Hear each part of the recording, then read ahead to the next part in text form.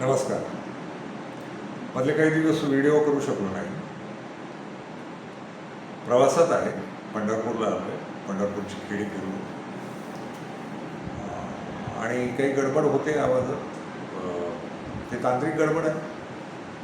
माझ्या मोबाईलमध्ये काहीतरी गडबड आहे, सेटिंग बदललेलं आहे किंवा मी जे माईक वापरतो त्यात काहीतरी गडबड आहे. तर परत पुण्याला जाऊन ते निवांत बघेन. हाही व्हिडिओ नीट होणार आहे की नाही मला माहीत नाही, याचा आवाज टिकणार आहे की मला माहीत नाही. काहीतरी मौलिक बोललेलो असतो आपण आणि 10-10 वेळा प्रयत्न करून ते व्हिडिओ अपलोड करत राहतो. पहिला डिलीट करून टाकतो, दुसरा पुन्हा टाकत राहतो. पण काहीतरी गडबड होते, तर ती कुठल्या प्रक्रियेत नेमकी गडबड होते किंवा कुठल्या पायरीवरती गडबड होते ते लक्षात आलेलं नाही माझ्या. मला त्यातलं तांत्रिक असं फारसं कळत नाही.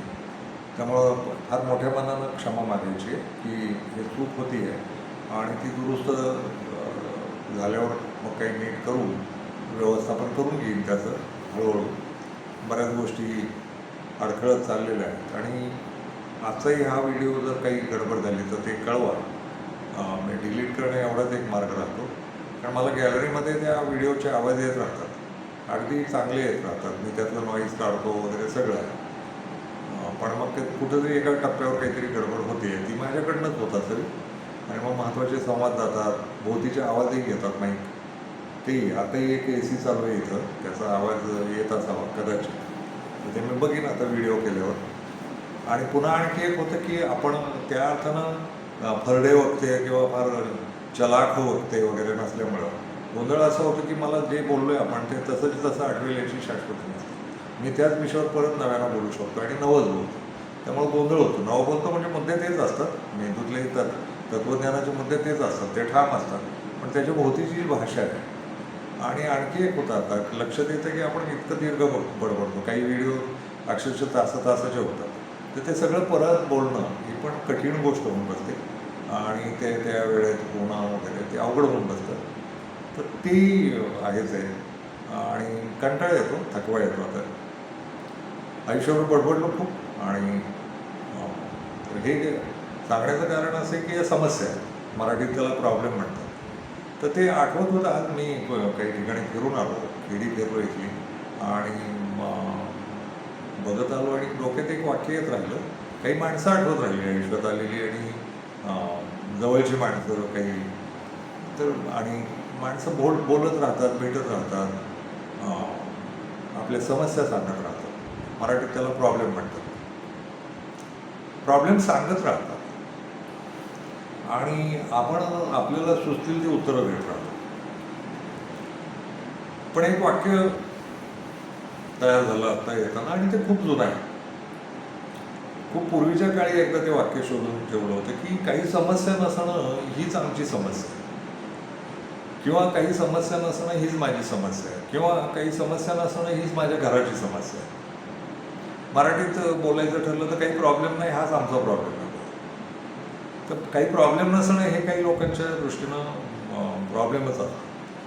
मग प्रॉब्लेम या शब्दावर विचार करत राहिलो किंवा समस्या या शब्दावर विचार करत राहिलो तर समस्या काय असतात. मग लोक येत राहतात, बोलत राहतात, आपण बडबडून काही बोलायचा प्रयत्न करतो.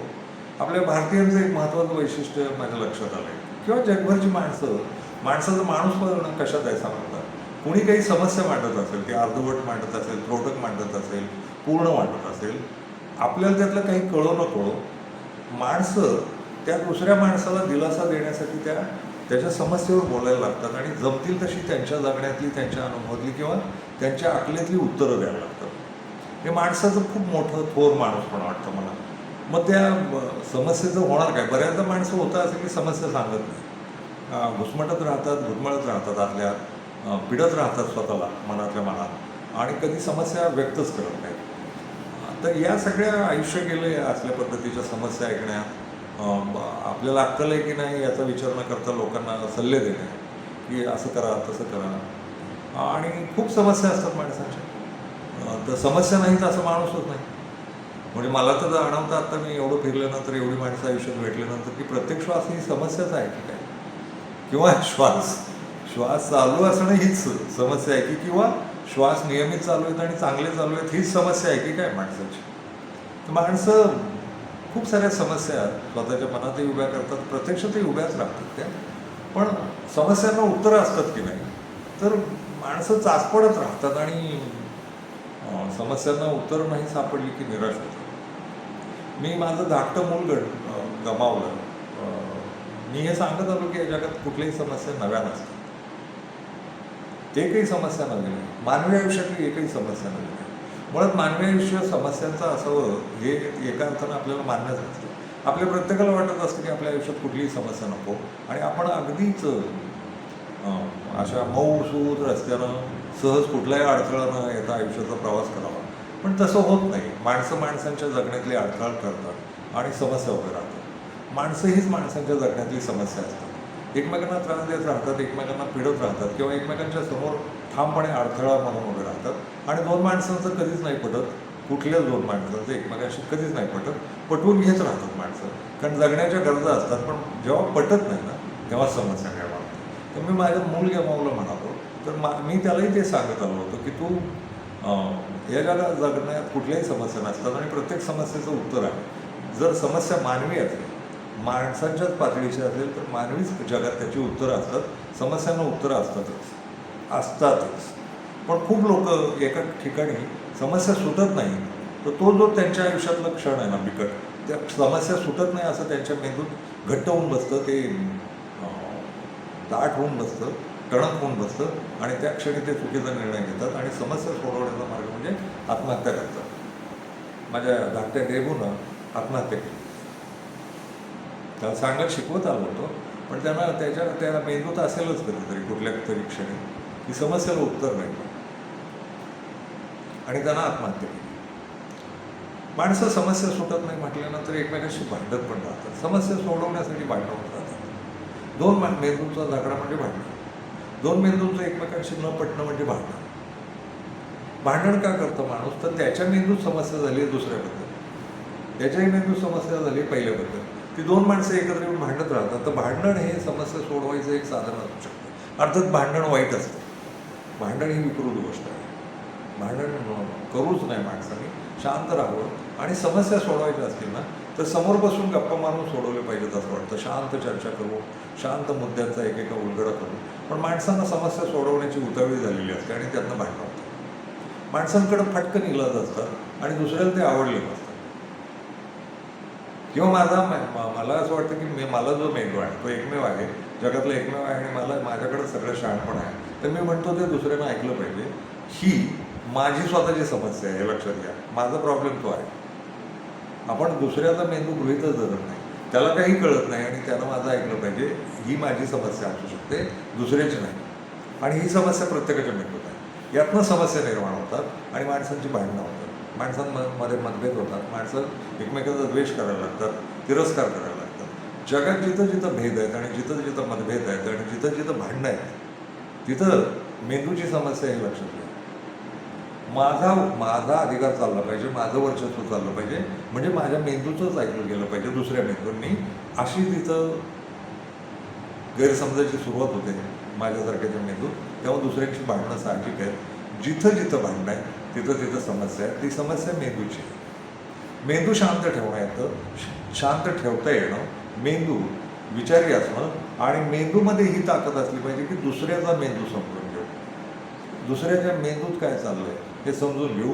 ही जी माणसं आहेत ही शांत राहणारी माणसं, यांना जगण्यातली कुठलीही समस्या नाही. दुसऱ्याचा मेंदू समजून घेण्याची कुवत असलेली किंवा तसा मेंदू असलेली माणसं ही या जगातली खरी माणसं. यांना माणूस पण कळाला असं म्हणते. यांना दुसऱ्याशी जुळून घेणं, दुसऱ्याला समजून घेणं आणि त्याच्यावर शांतपणे मार्ग काढणं, पुढच्याशी बसल्यानंतर गप्पा मारणं, त्यातनं चर्चा करणं, चर्चांची उलगडे करणं आणि शेवटी आनंदीच राहणं, चर्चांच्या शेवटी उद्वेगी होणं आणि माझंच ऐकलं गेलं पाहिजे असा हट्ट न धरणं. या जगण्याच्या दृष्टीनं, या सामूहिक मानवी जगण्याच्या दृष्टीनं काय योग्य आहे, काय अयोग्य आहे हे ठरवता येणं, एकमेकांच्या चर्चेनं आणि शांतपणे ठरवता येणं म्हणजे खरं माणूसपण. आणि या खऱ्या माणूसपणात समस्या कुठलीच नाही. समस्या कशातनं उभी राहते, तर तुमच्यातले मेंदूचं जे स्वतःचं मेंदू आहे त्याचं वर्चस्व इतर मेंदूंवर असलं पाहिजे.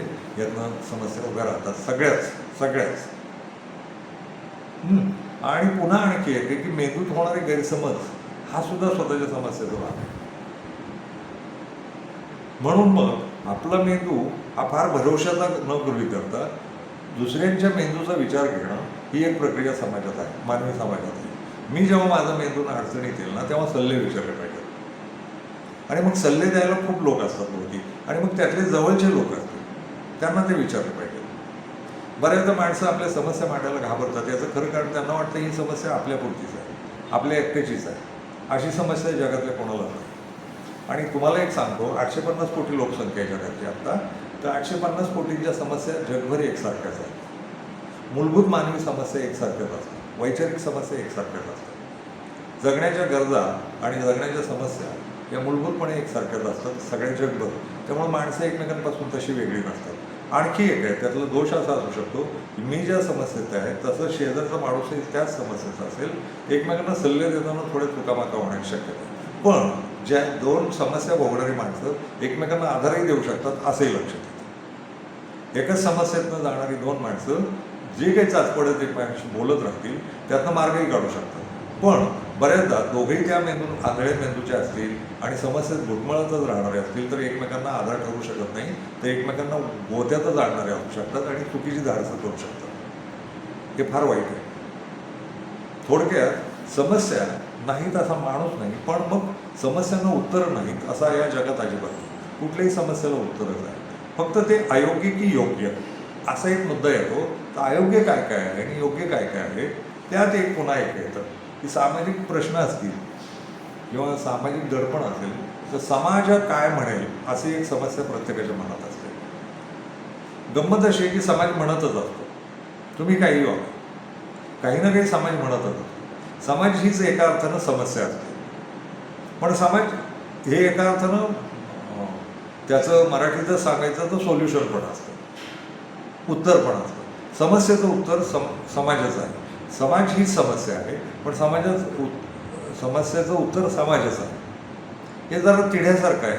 पण मला वाटत राहतं की ज्या ज्या साध्या साध्या समस्या असतील, म्हणजे पृथ्वी आत्ता जशी फिरते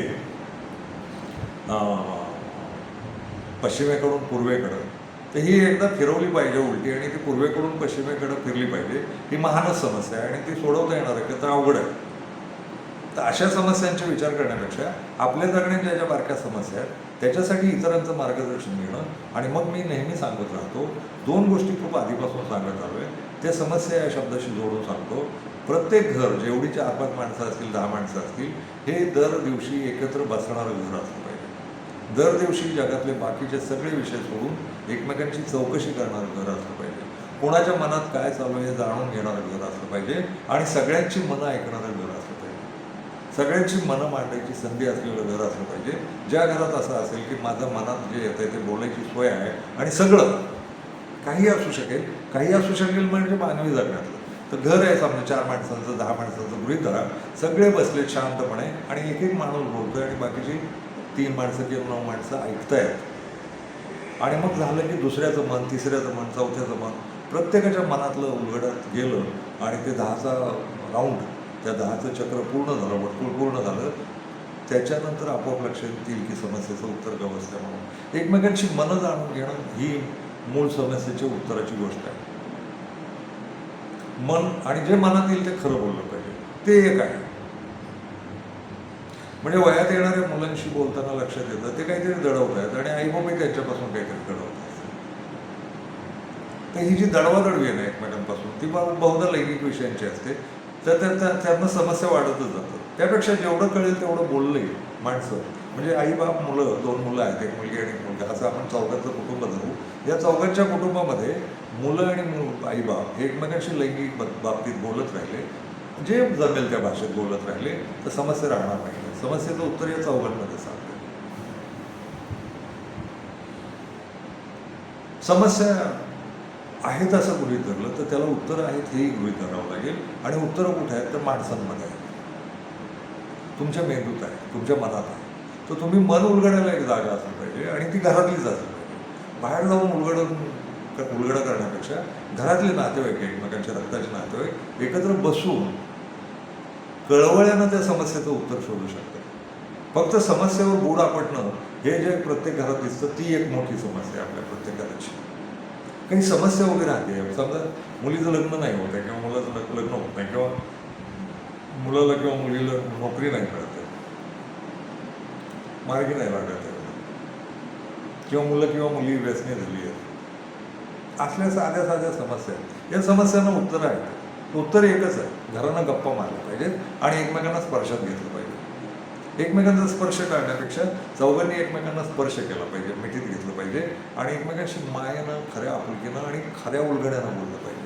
मन दडवून नव्हे आणि भाषा चाचपडून नव्हे, जे मनात येतं ते आणि जसं आहे तसं ते चौघांमध्ये त्या विश्वासानं बोललं गेलं ना, मी तुम्हाला सांगतो त्या घरात समस्या राहणार नाही. पण शेजारच्याही घरात नाही, तसंच घर असलं पाहिजे शेजारचं, त्याच्या पलीकडचंही घर असं असेल ना तर समस्या राहणार नाही.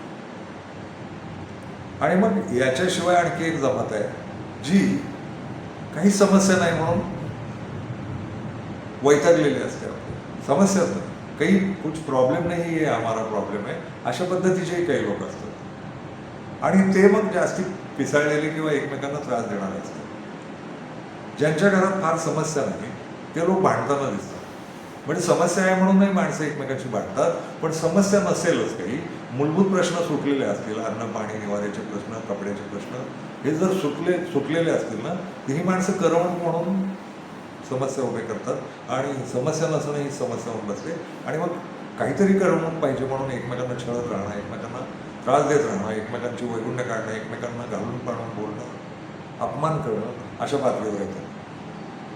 आम्ही लहानपणी खेड्यात राहायचो, ते खेड्यांमध्ये ना एखाद्या संध्याकाळी अचानकच कुठल्या तरी दोन घरांमध्ये भांडणं सुरू व्हायची. आत्ता ते लक्षात येतं, त्यावेळेस टी व्ही मोबाईल वगैरे नसायचे. आत्ता त्याच खेड्यांमध्ये वावरतो तेव्हा लक्षात येतं ती भांडणं संपलीत पूर्वीची. त्यावेळेस खेड्यांमध्ये संध्याकाळ भांडण हेच करमणूक असायचे. दोन घरांची भांडणं लागायची, त्यात मग हौशे होऊन थांबायचे आणि मग काही लोक ते भांडण मिटवायचा प्रयत्न करायचे आणि काही लोक ते भांडण पुढं अखंड वाढलं पाहिजे म्हणून काड्या घालत राहायचे. आणि लक्षात यायचं की त्या भांडणाला काहीच कारण नसायचं. म्हणजे मलिक अंबर नावाचा निजामशहाचा सेनापती आणि प्रधान होता, त्यानं मावळा सैन्य का तयार केलं तर त्याचं एक मजेशीर कारण इतिहासात सापडतं की मावळी लोक भात आणि नाचणी पिकून झाल्यानंतर निवांत असायची आणि कशावर नाही कोर्टात अजूनही कोर्ट कच्चे खूप टाळतात. मावळा कोर्टातच जायचं, सतत भांडत राहायचं. कारण काय, ते करमणूक नाही. तर तुझी कोंबडी माझ्या अंगणात येऊन का शिकली याच्यावरनं भांडणं व्हायची आणि मग ती त्यावेळच्या न्यायालयात जायची आणि शेवटी सोडवायला मलिक अंबरपर्यंत जायची. आणि मलिक अंबरच्या लक्षात यायचं की यांना दुसरं कामच नाही. त्यानं त्यातनं सैन्य तयार केलं मावळाचं, मलिक अंबरनं. तर समस्या नसलेली माणसं आहेत ना, ही काही काम नाही म्हणून एकमेकांशी खंगाळ्या करायला जातात, भांडायला जातात. मग शेवट असा करायचा या व्हिडिओचा. आता पुन्हा बोलू, आता मी फक्त चाचणी करण्यासाठी ना आवाज बिवाज येतात का, गडबड होते का, हे करण्यासाठी पंढरपुरात बसून व्हिडिओ होत आहे.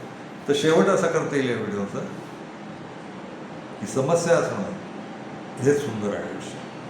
त्याचं खरं कारण समस्या सोडवण्यासाठी म्हणून टाइमपास करणं होतं, वेळ जातो, करमणूक मिळते आयुष्यात जगायला, म्हणून समस्या असतात. समस्या सोडवण्यासारखं सुंदर आयुष्य. समस्या असल्याच पाहिजेत, त्या तुम्हाला जगायचं व्यवधान देतात, जगायला कारण देतात. मी पूर्वी एखादा म्हणालो होतो की काळजी करायला मिळणं याच्यासारखं जगण्यात सुंदर काही नाही. कोणाची तरी काळजी करायला मिळणं म्हणजे आपले आईवडील घरी असतात आणि आपण बाहेर कामासाठी गेलेलो असतो, बाहेर गेलेलो असतो आणि तरीही ती काळजी करत बसतात. हे त्यांचं काम वाटतं, गोड, खूप गोड काम. आपली मुलं बाहेर जातात आणि आपण काळजी करत राहतो. तर काळजी करायला मिळणं याचा अर्थ तुम्हाला कुणीतरी आहे या जगात. तसंच आहे हे समस्येचं पण. समस्या असतील तर तुम्हाला जगायला कारण मिळतं, काम करायला कारण मिळतं, व्यवधान मिळतं आणि तुम्ही समस्या सोडवण्याच्या नावाखाली मेंदू, मन आणि शरीरानं गुंतून राहता, राबत राहता. त्या काही काळ तुम्हाला समस्या त्रासही देतात. म्हणजे मी वयात येत होतो तेव्हाच्या समस्या आता मजेशीर वाटतात, विनोदी वाटतात. तर तेही होतंच. तर समस्या असणं हे घाबरण्याचं कारण आहे असं मला नाही वाटत. समस्या झुंजण्यासाठीच असतात. झुंजलं पाहिजे, टक्कर दिली पाहिजे, लढलं पाहिजे, लढाई करायला काहीतरी कारण मिळालं पाहिजे आयुष्यात, म्हणून समस्या असल्या पाहिजे. समस्या सोडत जगणं याच्यासारखं सुंदर काही नाही. हे जरा काव्यात्मक वाटण्याची शक्यता आहे, पण याच्याशिवाय दुसरा कुठलाही पर्याय नाही. समस्या असल्याच पाहिजे जगण्यात, तरच जगण्याला मजा आहे असं मला वाटतं. धन्यवाद.